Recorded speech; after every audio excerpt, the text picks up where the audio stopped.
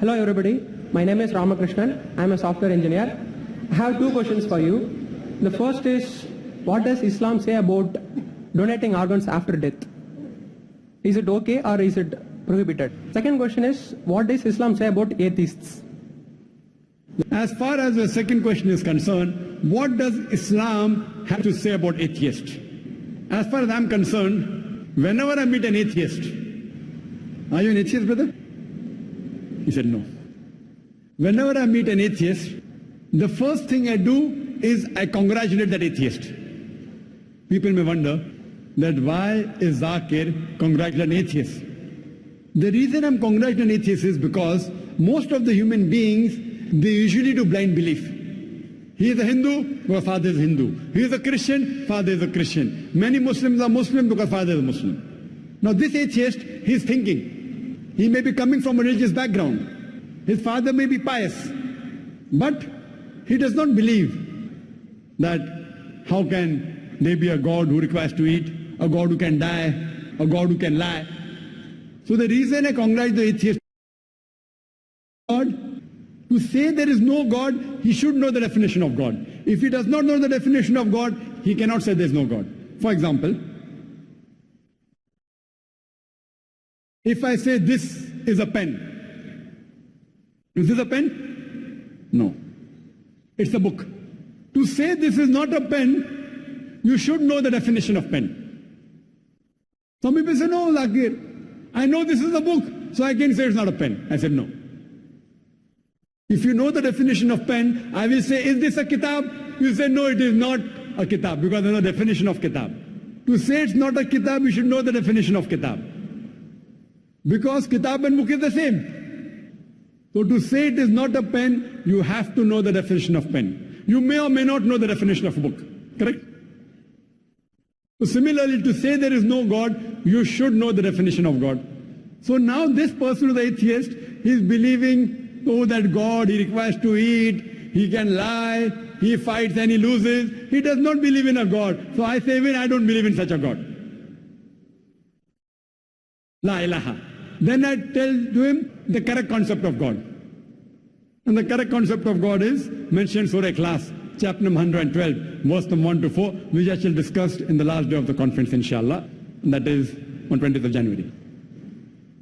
So what he's doing, he is rejecting the false God. Then I ask the question to the atheist, that if suppose there is equipment which is brought in front of you, who no one in the world has ever seen, no one knows about it. And if I ask the question that who will be the first person who will be able to tell you the mechanism of that equipment, the atheist will tell. The first person who will tell the mechanism of this equipment, who no one in the world has seen, it is the creator. Some may say the manufacturer.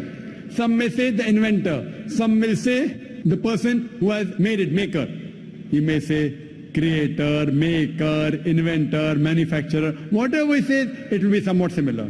Don't grapple with the words. What he says, accept it. Then ask him. Then repeat the lecture which I gave, which I don't intend repeating, that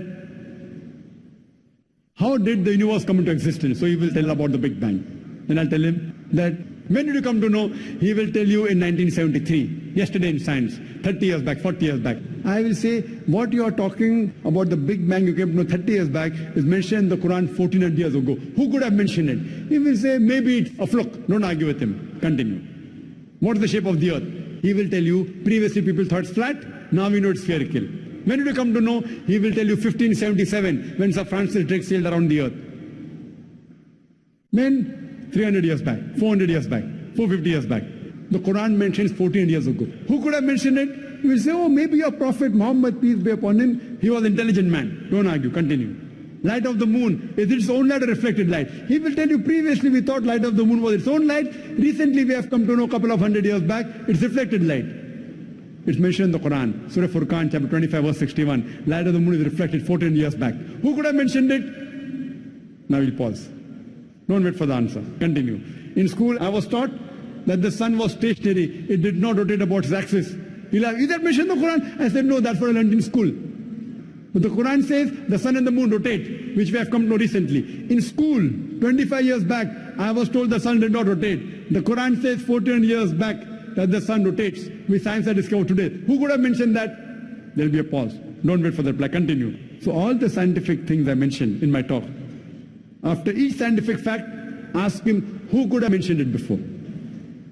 And finally, he will tell the creator, the manufacturer, the inventor, the maker, this creator, this manufacturer, this producer, this inventor, we in Islam call as Allah. That's the reason today science is not eliminating God, la ilaha, it is eliminating models of God, illallah. Therefore, Sir Francis Bacon, a very famous philosopher, he said that little knowledge of science makes you an atheist, in-depth knowledge of science makes you a believer in God. So, with this help of this lecture, Quran Modern Science, you can prove the existence of God scientifically. Hope that answers the question.